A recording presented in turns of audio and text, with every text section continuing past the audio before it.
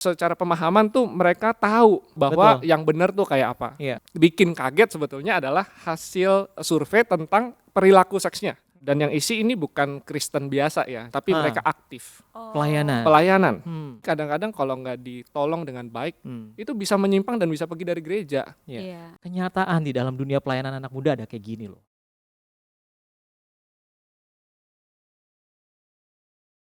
Hai guys, Kofrans di sini dan gua nggak sendirian.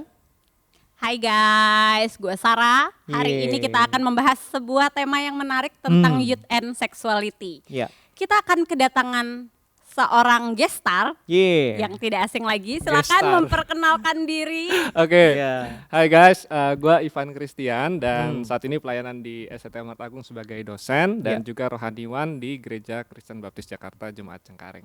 Oke. Thanks for having me. Sama-sama, Oke. brother.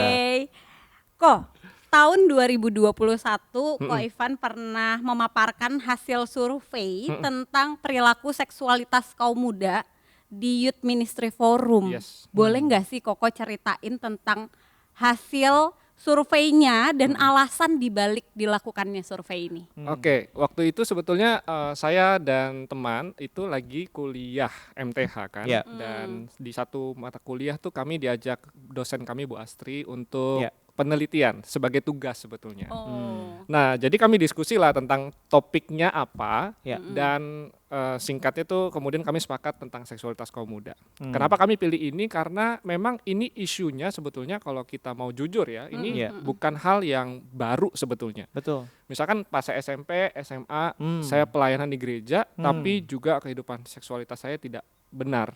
Dan memang nggak cuma saya, teman-teman saya juga begitu. Ya.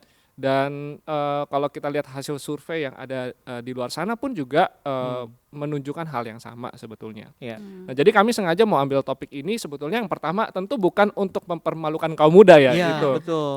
Gitu. Tapi lebih kepada kami mau mengungkap datanya supaya gereja dan pelayanan kaum muda itu melek dan sadar dan bahkan kami berharap sekali bisa mendorong gereja untuk menolong kaum muda karena memang mereka bergumul tentang seksualitasnya. Nah, jadi kira-kira begitu backstory-nya. Lalu hasil surveinya gimana tuh, Bro Ivan? Bisa dibuka-bukain nggak di sini? Buka-bukain. Oke, nah jadi kami waktu itu survei dan ada 791 anak muda, Oke. 17 sampai 25 tahun yang isi survei. Ya. Dan yang isi ini bukan Kristen biasa ya, jadi bukan cuma mereka datang ke gereja, tapi mereka aktif. Pelayanan. Pelayanan. Jadi sebagai pemusik, singer, ada pengurus, ada pemimpin pujian juga. Jadi memang ini keunikannya tuh di situ. Dan ketika kami coba survei, kami sebetulnya mau lihat dua hal. Oke. Satu, pemahamannya tentang seksualitas, Ya. apakah memang sejalan dengan firman Tuhan atau tidak. Yang kedua adalah perilakunya. Oke. Jadi saat kami tanya tentang sikap seksualitas, misalkan tentang bahwa hubungan seks itu harus dilakukan di dalam konteks pernikahan misalkan, itu beberapa contoh pertanyaannya dan memang mayoritas setuju. Setuju ya. Kalau kita ukur rata-rata 90% itu setuju dengan pernyataan yang kami berikan.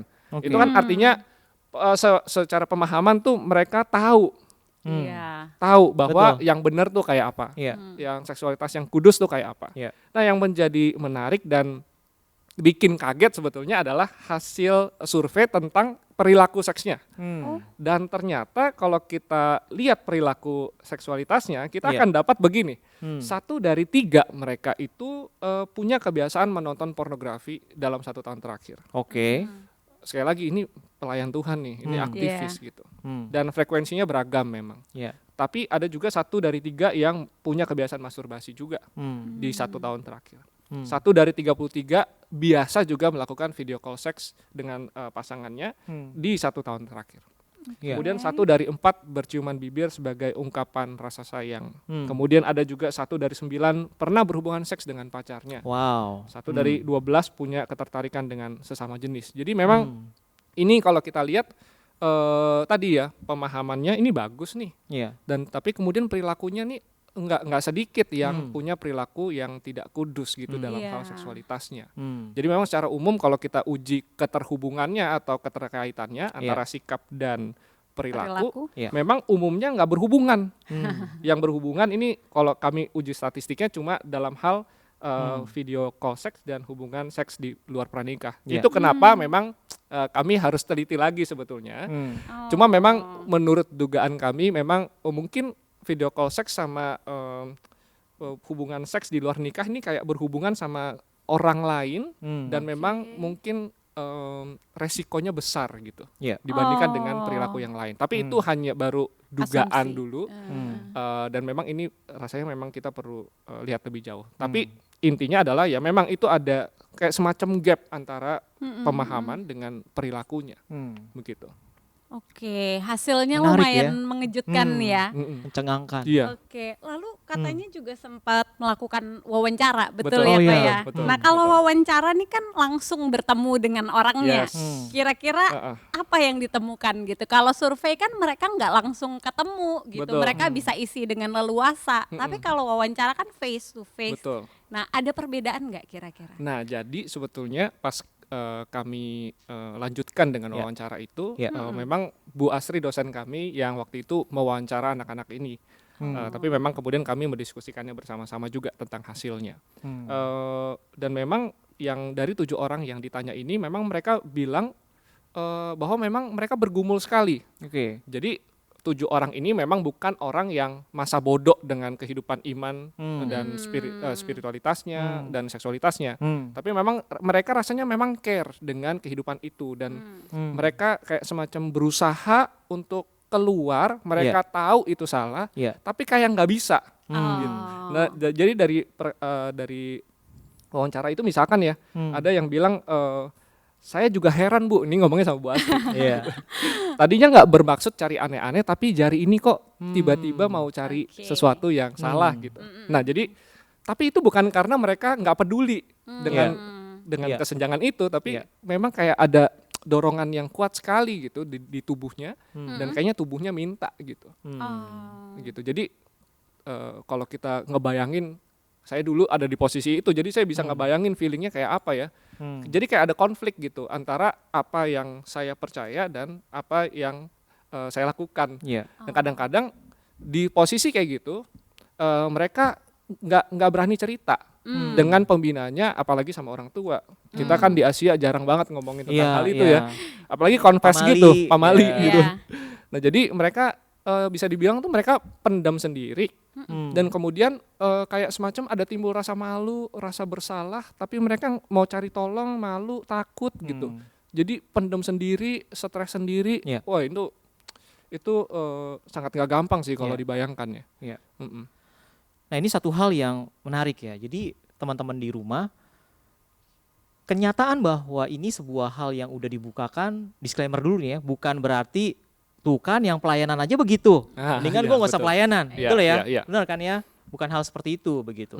Tapi ini membukakan fakta bagaimana kita menghadapi sebuah kenyataan di dalam dunia pelayanan anak muda ada kayak gini loh. Wow. Iya, jadi itu betul sih. Jadi jangan nanti teman-teman jangan abis denger podcast ini, ya udah mendingan gue gak usah pelayanan lah gitu. Gitu ya. Itu gawat juga. Tapi ya memang yang saya lewat data ini ya, saya juga ini sih, jadi bisa berempati. Kadang-kadang kita tuh melihat seseorang misalkan pelayan Tuhan yang jatuh, kita tuh langsung menghakimi, munafik, gitu. Judgmental. Langsung judgmental. Padahal ada pergumulan yang dalam diri mereka.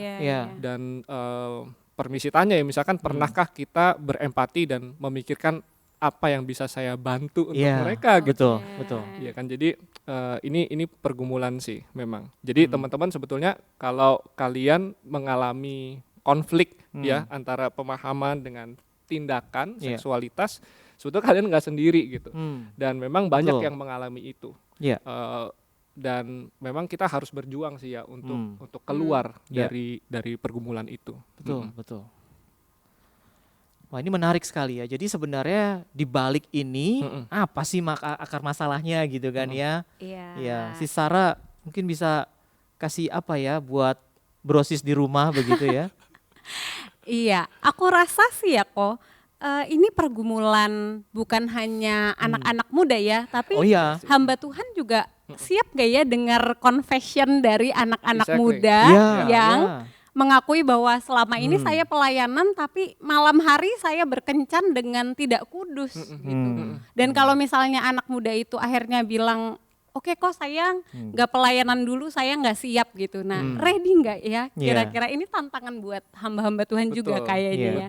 Kesiapan hati untuk akhirnya sadar bahwa ini ada di depan mata gitu. Yes, betul. Nah kalau menurut Kak Ivan buat hamba-hamba Tuhan khususnya youth leader ya, kira-kira apa sih yang perlu mereka siapkan untuk menghadapi situasi ini gitu? Iya.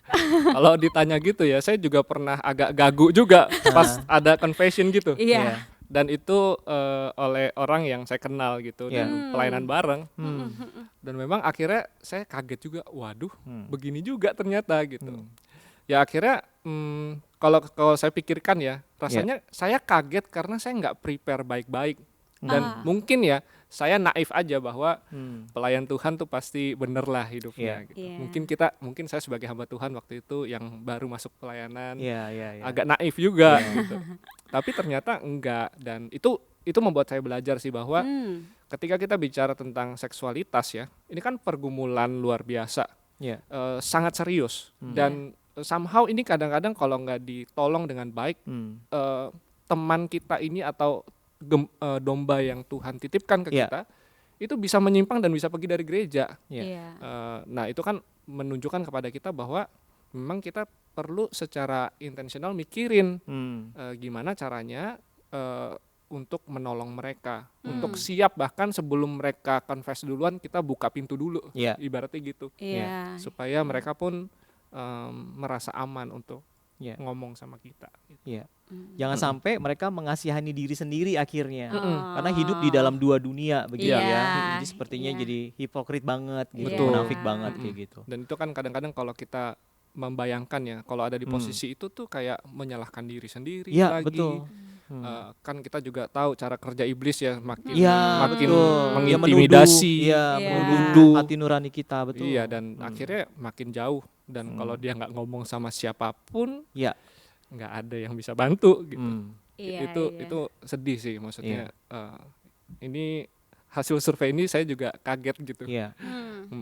Karena kalau dilihat dari hasil surveinya ya, bisa jadi dari orang-orang yang mengisi survei ini ada anak-anak kita loh. Iya, betul. Sangat dekat dengan kita gitu, di depan mata kita yang mungkin kita nggak sadari gitu. Jadi baiknya kita prepare dulu nih ketika anak-anak mau confess, kita ready untuk setidak-tidaknya pasang muka yang santai. Kadang-kadang walaupun kaget juga ya. Wow gitu. Hah, kok bisa gitu. Nah, ini perlu dipersiapkan ya. Oke, jadi sebenarnya kalau dilihat ada banyak banget tantangan dan masalahnya ya. Betul. Tapi tenang dulu, kita nggak akan langsung bahas semuanya di sini gitu. Kita masih akan lanjut di sesi-sesi berikutnya. Dan kalau teman-teman punya pertanyaan atau pergumulan mungkin boleh share kali ya sama kita, supaya kita boleh bahas juga di momen-momen berikutnya gitu. Pergumulan kita apa sih yang sebenarnya kita hadapi berkaitan dengan masa muda dan seksualitas. Betul. Gitu. Oke, kita akhiri sampai di sini, next di sesi selanjutnya. Dadah. Bye-bye.